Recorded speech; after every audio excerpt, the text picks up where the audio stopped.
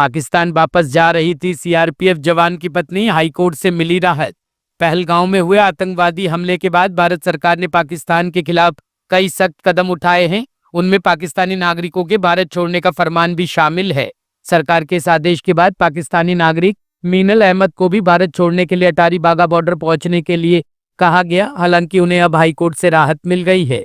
Jammu Kashmir high court ने CRPF जवान मुनीर खान की पत्नी मीनल को सीमा से वापस बुलाने का अंतरिम आदेश दिया है। मीनल को अटारी बॉर्डर से पाकिस्तान वापस भेजा जा रहा था, लेकिन आखिरी क्षणों में कोर्ट के अंतरिम आदेश के चलते उन्हें जम्मू वापस लाया गया।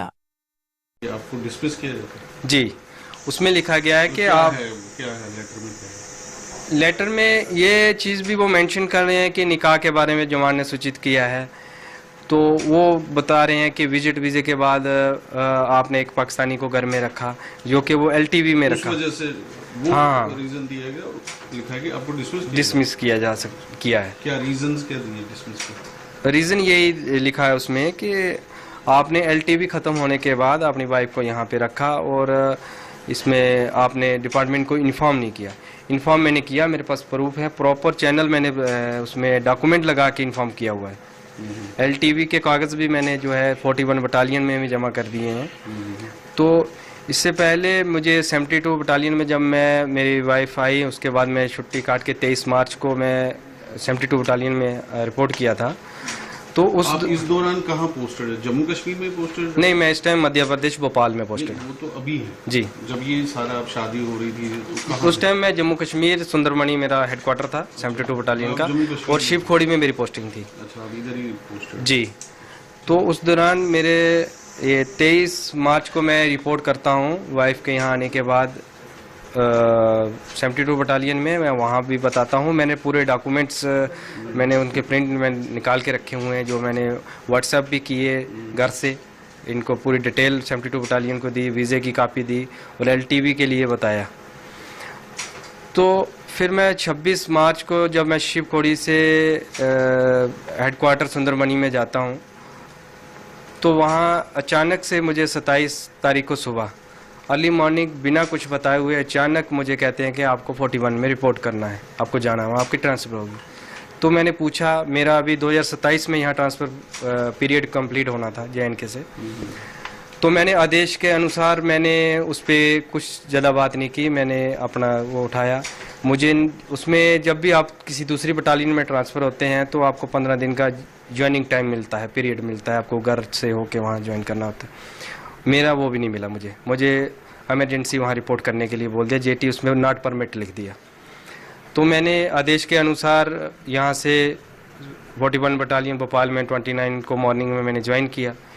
मुझे ना ट्रेन, जी अभी जस्ट ये, उसके दौरान मुझे ना ट्रेन की टिकट मिली, ना मुझे हेडक्वार्टर से कहीं मुझे छोड़ा गया, सीधा गेट से आउट कर दिया गया। रीज़न किसी ने कुछ नहीं बताया। फिर मैंने वहाँ जाके 41 बटालियन के कमांडेंट सर का, डिप्टी कमांडेंट सर का मैंने इंटरव्यू लिया। इंटरव्यू होता है जब भी पोस्टिंग जाओ। तो मैंने वहाँ पूरी कहानी अपनी मैंने सुनाई, ये बात है, इन्फॉर्म किया, मैरिज मैंने ऐसे की। तो मैंने वहाँ CO सर से बता के मैंने एक DG साहब के इंटरव्यू के लिए एक लेटर लिखा। उसमें भी मैंने यही मेंशन किया कि ऐसे ऐसे मैंने इन्फॉर्म किया था, ऐसे मैंने शादी की प्रॉपर चैनल से। अब शादी करने के बाद अचानक से मुझे यहाँ ट्रांसफ़र कर दिया गया, इसके पीछे का कारण मुझे मालूम नहीं है। वो एप्लीकेशन अभी मेरी अंडर प्रोसेस में है DG साहब के इंटरव्यू के लिए।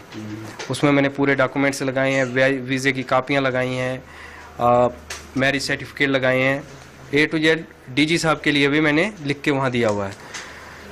फिर उसके बाद मैं कमांडेंट सर के नाम पे मैंने एक इंटीमेशन लिखा अपनी शादी के वजह, क्योंकि न्यू बटालियन थी तो मैंने उनको भी इन्फॉर्म किया प्रॉपर। उसमें LTV के कागज़ भी लगाए कि इस टाइम LTV में स्टे करते। उसके बाद ये सब इंसिडेंट हुआ तो मैं छुट्टी आया, फिर आपको मैंने पहले बता दिया ये सब हुआ। तो कल अचानक से मुझे ये डिसमिस फ्रॉम सर्विस का ये आ गया। तो मैं तो इस चीज़ से हैरान हूँ, तो परेशान हूँ कि ऐसा क्यों हुआ।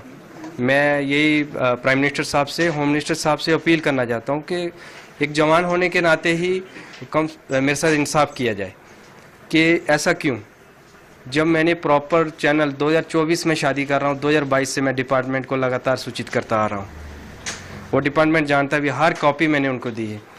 और ये LTV की बात, ये FRO कंसर्न के पास ये मेरे पास पेपर हैं, ये आप देख सकते हैं। Has been refer to higher authority for approval के लिए MHA को जा रखा है हायर अथॉरिटी के पास।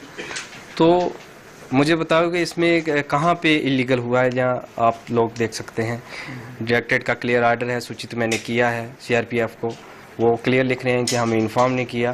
एक चीज़ उन्होंने मेरे डिसमिस आर्डर में मेंशन की है कि हमें निकाह के लिए सूचित किया। निकाह ही तो होता है शादी, वही तो की है, उसके अलावा तो कुछ नहीं है उसमें। तो मेरी होम मिनिस्टर साहब से और प्राइम मिनिस्टर साहब से ये अपील है कि वो पर्सनली तौर पे इस चीज़ के ऊपर देखें कि एक जवान के साथ ये क्यों हो रहा है। जो होम मिनिस्टर साहब की जो गाइडलाइन आई है जो एग्जिट परमिट वीज़े के लिए, मेरे ख्याल से जहाँ तक मेरी समझ है ये टोटली उसके खिलाफ है। आपको मैंने दिखाया भी है, उसमें वैलिड भी है, न्यू वीज़े LTV ही इशू होंगे, उस पर ये ऑर्डर एप्लीकेबल भी नहीं है। तो प्रॉपर उसके खिलाफ ये मेरे साथ किया जा रहा है। तो कल मुझे ये डिसमिस का नोटिस दिया गया।